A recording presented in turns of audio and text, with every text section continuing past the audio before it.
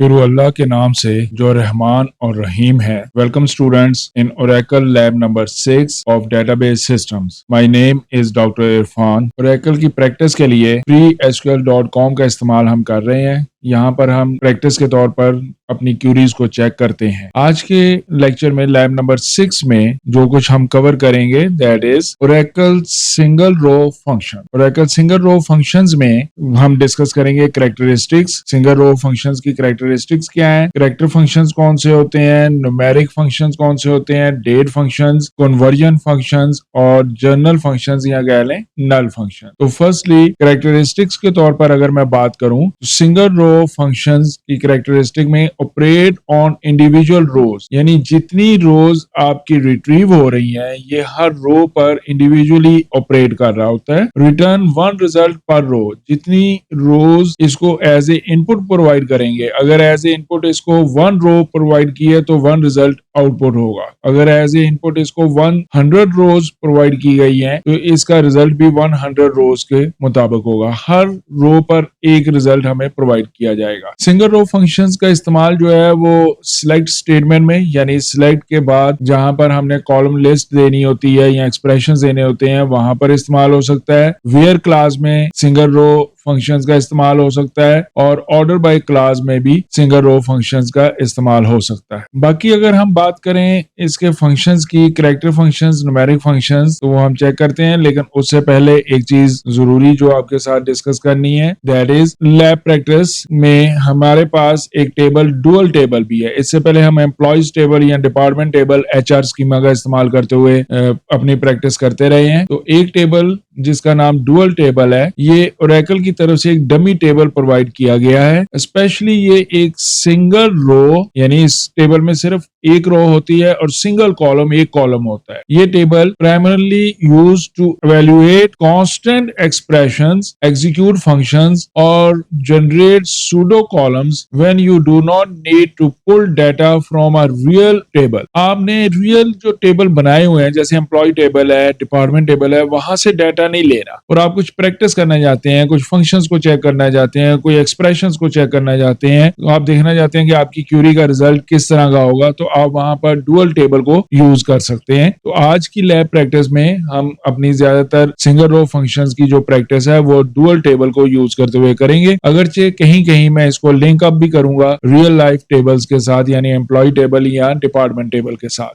अगर हम function single row functions में कैरेक्टर फंक्शंस की बात करें तो कैरेक्टर फंक्शंस में दो तरह के फंक्शंस हमें अवेलेबल हैं। एक कहलाते हैं केस कन्वर्जन फंक्शन और दूसरा कहलाते हैं मैनिपुलेशन फंक्शंस। तो फर्स्टली हम केस कन्वर्जन फंक्शंस पे बात करेंगे। केस कन्वर्जन फंक्शंस में हमारे पास 3 तरह के फंक्शंस हैं, अपर फंक्शन, लोअर फंक्शन और INIT cap, initial cap function. ये 3 हमारे पास फंक्शंस हैं जो केस कन्वर्जन, कैरेक्टर्स के केस कन्वर्जन यानी अपर केस लोअर केस में तब्दीली के लिए इस्तेमाल होते हैं। तो let's see these functions convert the case for character strings. Example आपके सामने है।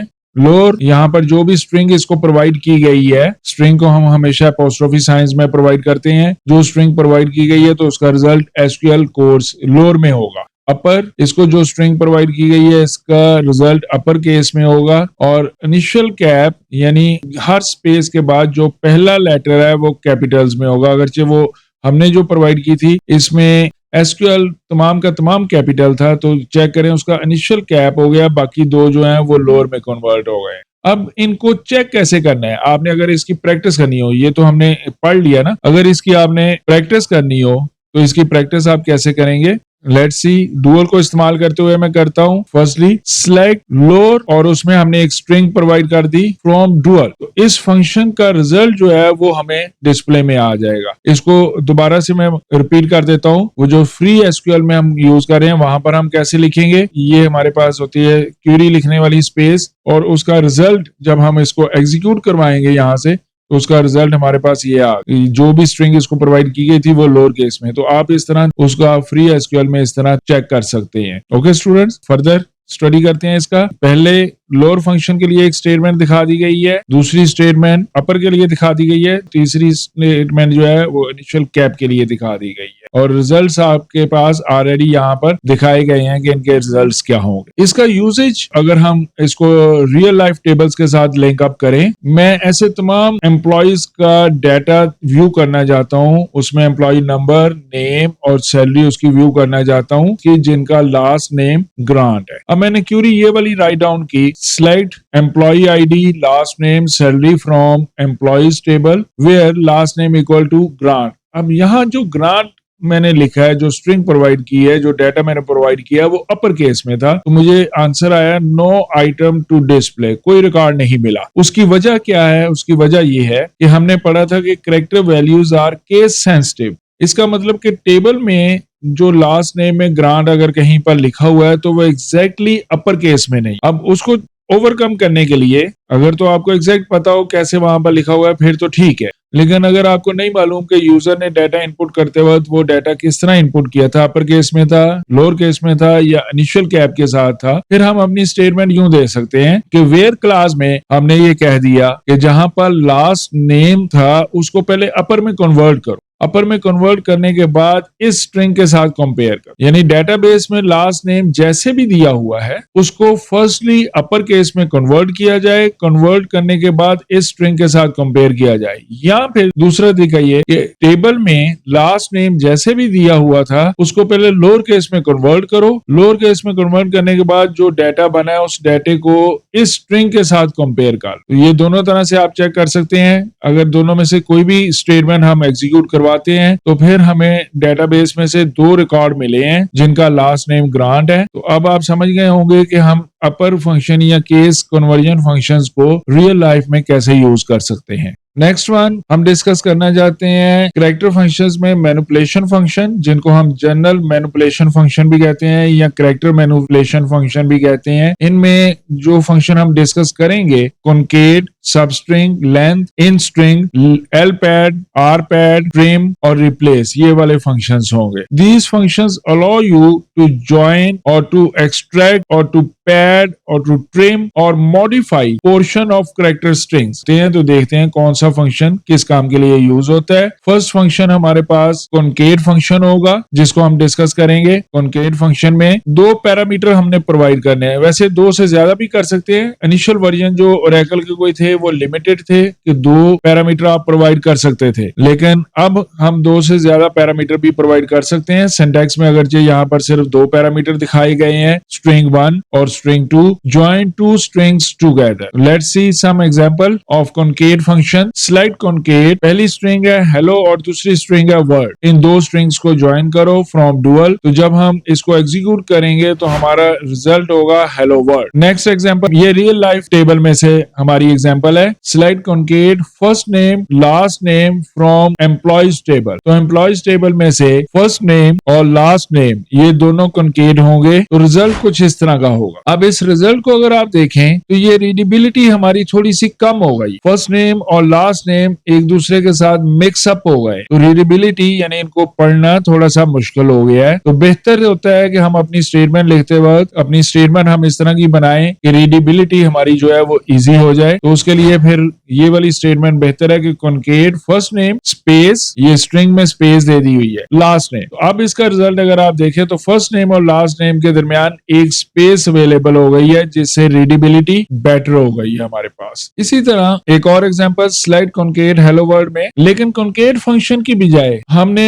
एक ऑपरेटर भी पढ़ा था जो कॉन्केट के लिए इस्तेमाल होता था। डबल पाइप साइन हम इस्तेमाल करते थे। यही जो कॉन्केट वाली स्टेटमेंट है उसको हम यूं भी कर सकते थे, स्लाइड हेलो कॉन्केट ऑपरेटर और वर्ड। हमने फंक्शन यूज नहीं किया, हमने ऑपरेटर यूज कर लिया। तो इन दोनों स्टेटमेंट का रिजल्ट एक जैसा हमारे पास होगा। नेक्स्ट वन हम डिस्कस करेंगे substring function. Substring function extract a small portion of string beginning eight start position with an optional length. Syntax उसका ये है कि सबस्ट्रिंग एक स्ट्रिंग प्रोवाइड कर दी जाए और स्टार्ट पोजीशन प्रोवाइड करें। लेंथ प्रोवाइड करना ऑप्शनल है, इसलिए ये स्क्वायर ब्रैकेट्स में दिखाया गया है, ये कंपलसरी नहीं है। आप 2 पैरामीटर तो लाजमी प्रोवाइड करेंगे, तीसरा पैरामीटर प्रोवाइड करना आपकी अपनी मर्जी है कि आप उसको प्रोवाइड करना चाहते हैं या नहीं। एग्जांपल्स देखते हैं इसकी। सिलेक्ट सब स्ट्रिंग हेलो वर्ल्ड में से एक पोर्शन हमने लेना है beginning from position 1 and 5 characters, length उसकी 5 होनी चाहिए। डुअल टेबल की मदद से ये अपना रिजल्ट चेक करें। इसमें फर्स्ट पोजीशन जो है वो हमारी स्टार्ट हो रही है फर्स्ट लेटर एच से, और लेंथ जो एक्सट्रैक्ट करके हमें दी जाए वो 5 कैरेक्टर्स की लेंथ हो, तो इसका रिजल्ट जो है वो हमारे पास हेलो की शक्ल में प्रोवाइड होगा। नेक्स्ट एग्जांपल एक और चेक करते हैं। हेलो वर्ल्ड स्टार्टिंग पोजीशन 6 की गई है, तो ये स्टार्टिंग पोजीशन W से स्टार्ट हो रही है, और यहां भी हमने कहा कि जो स्ट्रिंग एक्सट्रैक्ट की जाए उसकी लेंथ 5 हो, तो W से स्टार्ट होकर जो हमें आउटपुट मिलेगा दैट विल बी वर्ड। इसी तरह अगर मैं स्टार्टिंग पोजीशन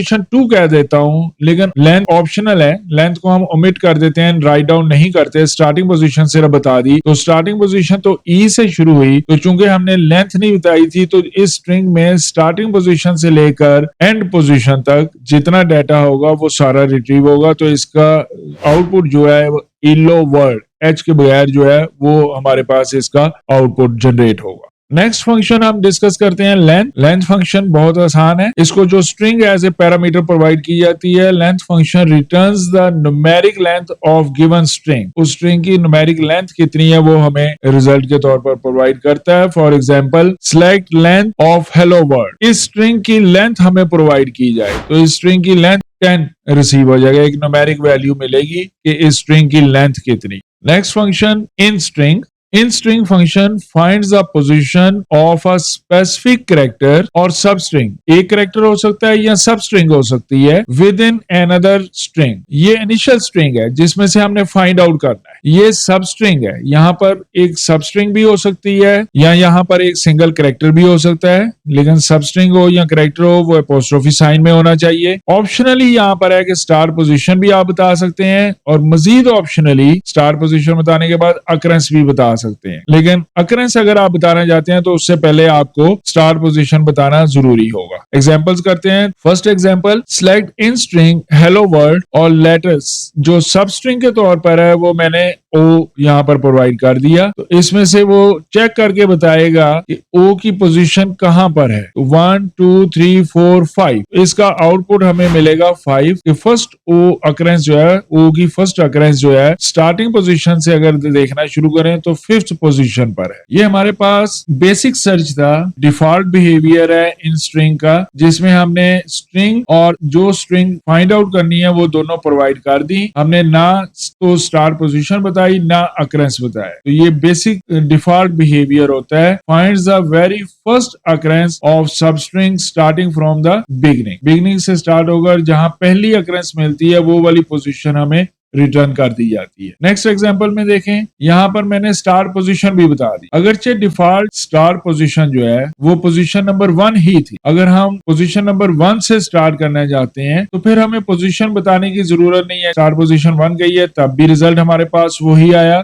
लेकिन अगर मैं स्टार पोजीशन को चेंज कर, अब स्टार पोजीशन मैंने 6th कह दी, तो 6th जो है वो W से शुरू हो रहा है, यहाँ W से शुरू हुआ तो अब जो अकरेंस मिली है वो ये वाले O की मिली है। ओवरऑल स्ट्रिंग में इसकी पोजीशन जो है वो 7th पोजीशन बन रही है, तो अब हमारे इस स्टेटमेंट का रिजल्ट जो है आउटपुट जो है वो 7 हो। ये इजीली आप समझ गए होंगे। नेक्स्ट चेक करते हैं एग्जांपल जिसमें हमने अकरेंस भी कह दी है, यहाँ स्ट्रिंग हमने जरा चेंज किया है, कॉर्पोरेट फ्लोर, उसमें OR को फाइंड आउट करना है, स्टार्ट करना है स्टार्टिंग पोजीशन 1 यानी C से स्टार्ट होना चाहिए, और अकरेंस के तौर पर हमने उसको कह दिया सेकंड अकरेंस। तो OR ये वाली स्ट्रिंग की OR की फर्स्ट अकरेंस यहाँ पर है जो पोजीशन नंबर 2 से स्टार्ट हो रही है, और नेक्स्ट OR की जो अकरेंस है सेकंड अकरेंस जो है OR की वो पोजीशन नंबर 5 से स्टार्ट हो रही है। रिजल्ट मिलेगा 5, स्पेसिफिक अकरेंस उसने बता दी। इसी तरह अगर मैं स्पेसिफिक अकरेंस 3rd कह देता हूं तो चेक करें, फर्स्ट अकरेंस, सेकंड अकरेंस और OR की 3rd अकरेंस यहाँ लास्ट पर है, ये पोजीशन नंबर 14 पर बन रही है। काउंटिंग इसकी कर लें, स्टार्टिंग से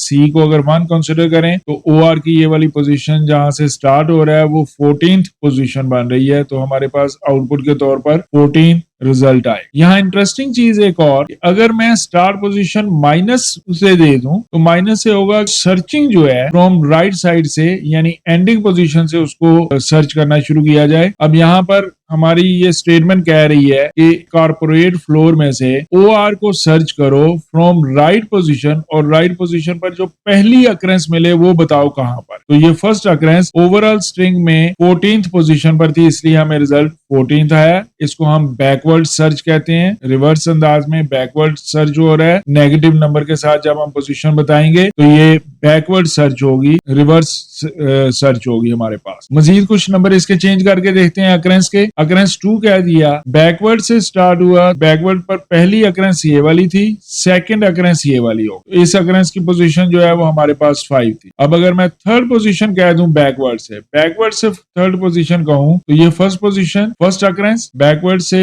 OR की first occurrence, second occurrence, third occurrence. तो थर्ड अक्रेंस जो है वो पोजीशन नंबर 2 से स्टार्ट हो रही है, इसलिए स्ट्रिंग की पोजीशन जो है वो लेफ्ट साइड से काउंट होनी। सर्चिंग जो है वो राइट साइड से हमने शुरू की है, लेकिन जो पोजीशन काउंट होनी है वो फिर राइट साइड से नहीं होनी, वो लेफ्ट साइड से ही होनी। तो पोजीशन उसकी 2 आउटपुट के तौर पर हमारे पास आ रही। रियल वर्ल्ड एप्लीकेशंस में इन स्ट्रिंग फंक्शन की कुछ एग्जांपल भी डिस्कस करते हैं आपके साथ। इससे पहले जो एग्जांपल्स की हैं वो तो हमने स्ट्रिंग खुद ही प्रोवाइड की थी। इन स्ट्रिंग में जिस स्ट्रिंग में से हमने सर्च करना था, डुअल टेबल में से उसको सर्च कर रहे थे। तो रियल वर्ल्ड में हम कंसिडर करते हैं कि हमारे पास एक स्टूडेंट टेबल है, वहां से हम ये एग्जांपल देखते हैं। क्वेश्चन ये है, find the list of students whose name contains Khan, जिनके नाम में खान मौजूद है, वो वाले तमाम स्टूडेंट्स की लिस्ट प्रोवाइड की जाए। स्टेटमेंट हमारी कुछ यूं होगी, select roll number name from students. हमने ये कंडीशन कह दी कि नेम में खान को फाइंड आउट किया जाए, उसकी जो पोजीशन है अगर वो 0 से बड़ी है तो उसका मतलब अक्रेंस मौजूद है, वो वाले रिजल्ट आउटपुट कर दिए जाए, दिखा दिए जाए। और जो इस कंडीशन को सेटिस्फाई नहीं करेंगे, जाहिर है वो रिजल्ट हमारे आउटपुट में नहीं आए। तो ऐसे तमाम रिजल्ट हमारे पास आउटपुट में आ जाएंगे जिनके नाम में खान मौजूद। अब यहाँ एक और चीज चेक करें, मैंने एग्जाम्पल के तौर पर ये 3 रिकॉर्ड दिखाए हैं। तो जैसे ही मैं ये क्यूरी एग्जीक्यूट करूंगा,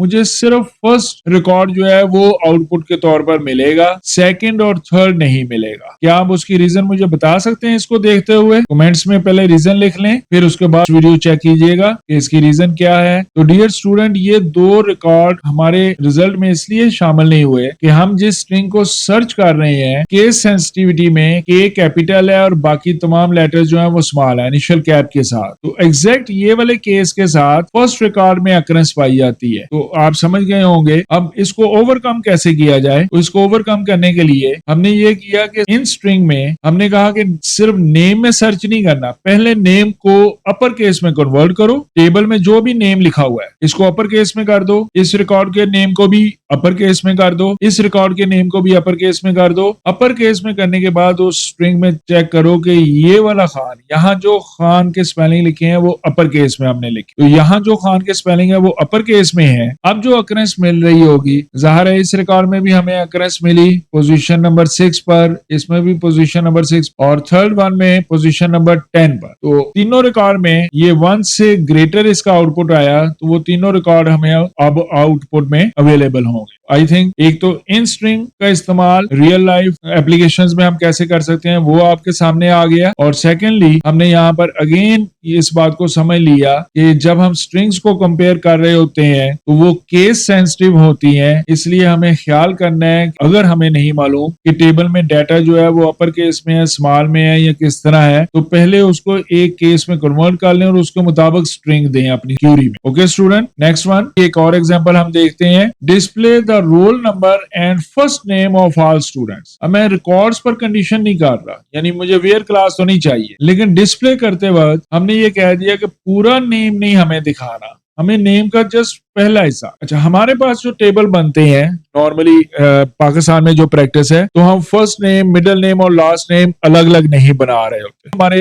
अलग एट्रीब्यूट्स नहीं होते। एम्प्लॉय टेबल में तो आपने देखा होगा कि फर्स्ट नेम और लास्ट नेम 2 एट्रीब्यूट हमारे अलग अलग एट्रीब्यूट्स थे, तो यहाँ पर हमारे ये अलग अलग एट्रीब्यूट्स नहीं है, एक ही एट्रीब्यूट है, नेम नाम का एट्रीब्यूट है। रिक्वायर ये है कि नेम जो पूरा नेम लिखा हुआ है उसमें से मुझे सिर्फ फर्स्ट नेम चाहिए, जैसा यहाँ पर आप देख रहे हैं। तो अब उसकी क्यूरी चेक करें, सिलेक्ट रोल नंबर और फर्स्ट नेम देखना था तो हमने क्या दिया, सब स्ट्रिंग नेम, सब स्ट्रिंग करो एट्रीब्यूट नेम में से फर्स्ट पोजीशन से, फर्स्ट पोजीशन, इसकी फर्स्ट पोजीशन M, इसकी I और इस रिकॉर्ड की K, ये वाली फर्स्ट पोजीशन है। फर्स्ट पोजीशन से स्टार्ट करो और कितना एक्सट्रैक्ट करो, कितनी स्ट्रिंग निकालो, वो तो डिफरेंट लेंथ है। तो जो थर्ड पोर्शन हम इन स्ट्रिंग में बताते होते थे ऑप्शनल के लेंथ कितनी हो, उसको हमने दे दिया इन स्ट्रिंग। नेम वाली स्ट्रिंग में चेक करो स्पेस कहां पर है। तो नेम वाली स्ट्रिंग में फर्स्ट रिकॉर्ड में 9th पोजीशन पर स्पेस मिली। अब मैंने कहा जी 9th पोजीशन पर जो स्पेस मिली है इसका जवाब, इन स्ट्रिंग का जवाब 9 -1 8 लेंथ 8 के साथ मुझे आउटपुट दो। इस सब की डिटेल दोबारा मैं दिखाता हूं आपको। यहां पर ये बन गया सब स्ट्रिंग नेम, फर्स्ट पोजीशन से स्टार्ट करो लेंथ 8, इस रिकॉर्ड पर बन गया लेंथ 5 और थर्ड रिकॉर्ड पर बन गया लेंथ 6। तो हमारे पास जो आउटपुट आएगा वो तमाम रिकॉर्ड्स का फर्स्ट नेम जो है, जो रेड कलर में दिखाया मैंने,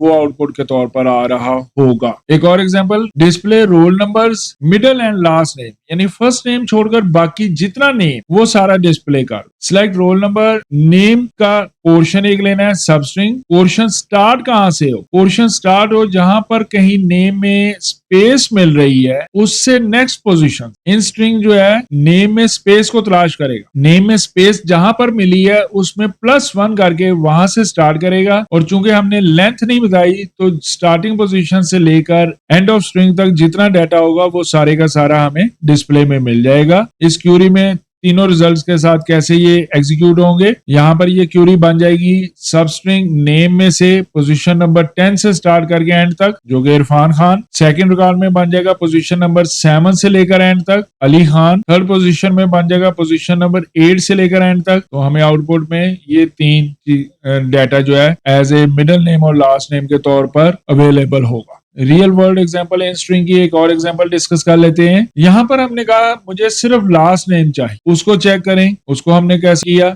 हम रिवर्स सर्चिंग शुरू करेंगे। चेक करें स्टेटमेंट, सब स्ट्रिंग लेनी है नेम की, पोजीशन मैंने बतानी थी। पोजीशन में मैंने कहा कि नेम में स्पेस को पहले देखो रिवर्स चलते हुए। तो रिवर्स चलते हुए जब स्पेस नेम में स्पेस को तलाश किया गया तो रिवर्स चलते हुए तो यहाँ पर उसको मिल। अब ये एक्चुअल इधर से यहाँ पर इसकी पोजीशन कौन सी बन रही थी, इसकी पोजीशन बन रही थी 15 स्पेस की। तो इन स्ट्रिंग ने बताया कि स्पेस जो है वो 15th पोजीशन पर है, लेकिन +1 ने कर दिया 16। तो मेरे सब स्ट्रिंग की स्टेटमेंट मेरी बन गई कि नेम में से पोजीशन नंबर 16 से स्टार्ट होकर एंड तक जो डाटा है वो डिस्प्ले कर। यहाँ पर इसी तरह बन गया पोजीशन नंबर 11 से, क्योंकि राइट से चलते हुए जो पहली स्पेस थी वो पोजीशन नंबर 10 पर थी। तो अब हमने कहा जी कि पोजीशन नंबर 11 से लेकर एंड ऑफ स्ट्रिंग तक। यहाँ थर्ड रिकॉर्ड में हमने कहा पोजीशन नंबर 8 से लेकर एंड तक तमाम डाटा जो है वो हमें डिस्प्ले कर दिया जाए। Next function L pad, left pad और R pad, right pad.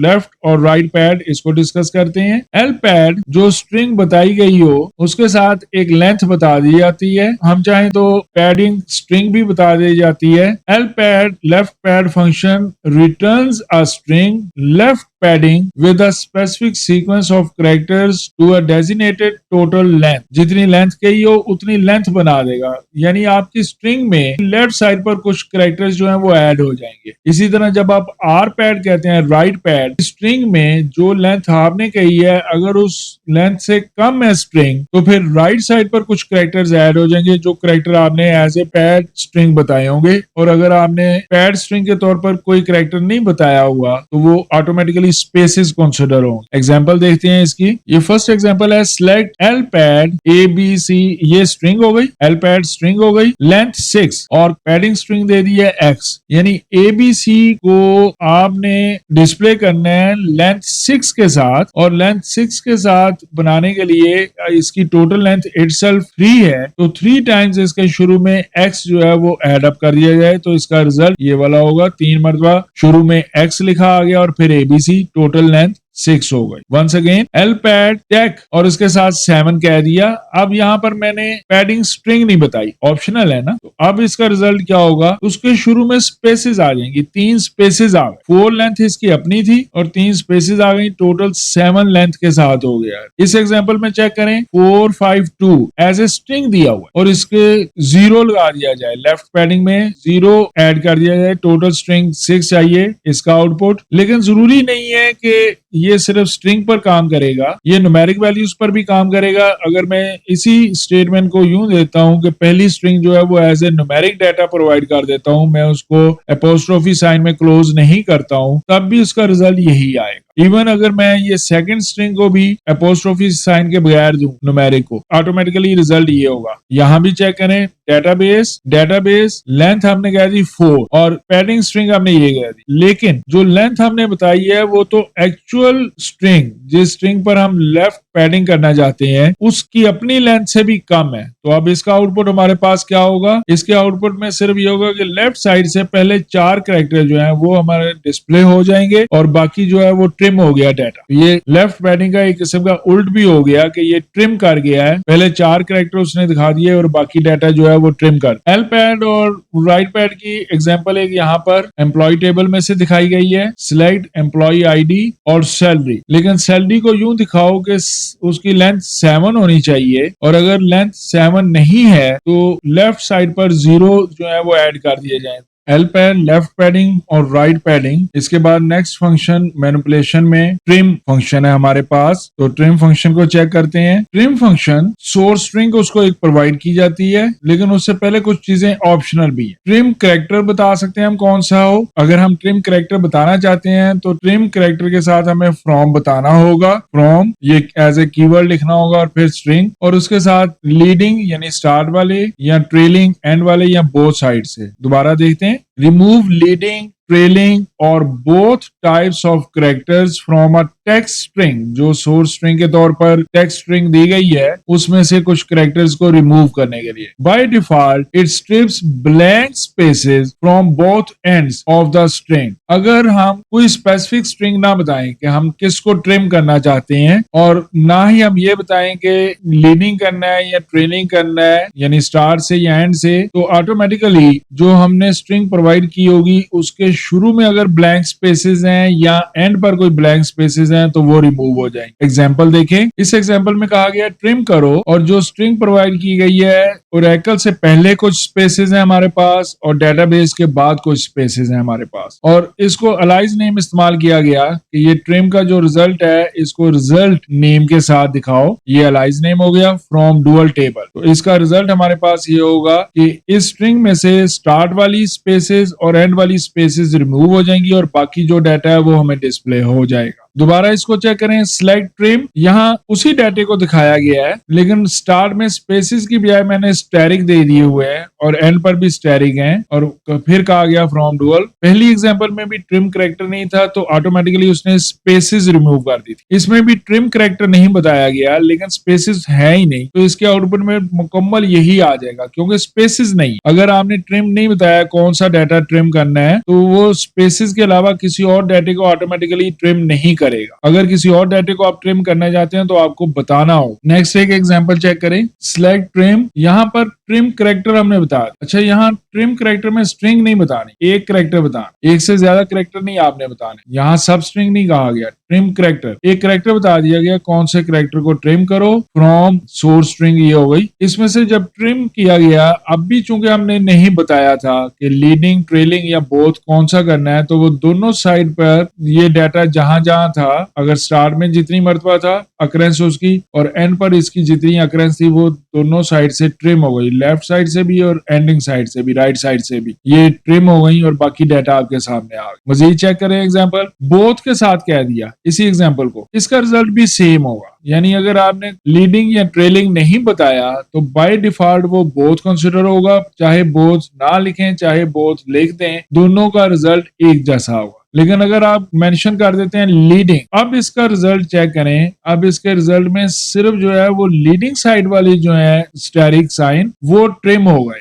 Right side वाले ट्रिम नहीं हुए। अगर लीडिंग की बजाय मैं ट्रेलिंग कह देता तो सिर्फ ट्रेलिंग वाले होते, लेकिन लीडिंग और ट्रेलिंग दोनों को इकट्ठे नहीं बता सकता, उसकी बजाय फिर बोथ का लफ्ज लिख दें या स्किप कर दें, ऑटोमेटिकली वो बोथ का लफ्ज कंसिडर किया जाए। Next one function, last function जो आज हम डिस्कस करेंगे, कैरेक्टर मैनिपुलेशन रिप्लेशन फंक्शंस में, that is replace. Replace function replaces every occurrence of a specific सब string with in a target string. एक टारगेट स्ट्रिंग में जिस स्ट्रिंग को हमने कहा सर्च करो, उस स्ट्रिंग को सर्च करेगा और एक और स्ट्रिंग के साथ उसको रिप्लेस कर देगा. इफ रिप्लेसमेंट स्ट्रिंग ऑप्शनल दिखाई गई है ना, if replacement string is omitted, all instances of search string are entirely removed. तो जो सर्च किया गया था वो रिमूव हो जाएंगे, वो किसी और स्ट्रिंग से चेंज नहीं होंगे, रिप्लेस नहीं होंगे. लेकिन अगर हम रिप्लेस बता देते हैं तो जिसको सर्च किया गया वो रिप्लेस कर दिया जाएगा. एग्जाम्पल देखते हैं. रिप्लेस स्ट्रिंग है हमारी Oracle SQL ट्यूटोरियल्स. इस ओरिजिनल स्ट्रिंग में SQL को सर्च करो और जहां कहीं SQL लिखा हुआ था उसकी बजाय PL SQL कर. ये ऐसे ही है जैसे वर्ड में फाइंड एंड रिप्लेस का फंक्शन. वर्ड में, एक्सेल में आपके पास एक फंक्शन है फाइंड एंड रिप्लेस. ये भी रिप्लेस फंक्शन वही काम करेगा. इस स्ट्रिंग में से फाइंड आउट करो SQL कहां पर लिखा हुआ है और SQL को PL SQL के साथ चेंज कर दो फ्रॉम डुअल टेबल. ये एज ए अलाइज नेम आ गया, तो इसका आउटपुट हमारे पास ये होगा Oracle, और SQL की बजाय PL SQL लिखा हुआ आ गया ट्यूटोरियल. मजीद एग्जांपल इसकी चेक करते हैं. यहाँ पर हमने ओरिजिनल स्ट्रिंग जो दी है उसमें 2 मरतबा स्टार में 1 2 3 1 2 3 लिखा हुआ है, यानी 1 2 3 की 2 अक्रेंसेस हैं और उसके आगे टेक ऑन द नेट लिखा हुआ है. हमने उसे कहा कि रिप्लेस कर दो, इस स्ट्रिंग को सर्च करो रिप्लेस कर दो, लेकिन किससे रिप्लेस करना है. थर्ड वन जो है वो डाटा हमने नहीं बताया. तो जब हमने वो डाटा नहीं बताया तो उसका मतलब कि जस्ट उसको रिमूव कर देना है, उसकी जगह कोई नया डाटा लेकर नहीं आ रहा. तो इसका आउटपुट चेक करें.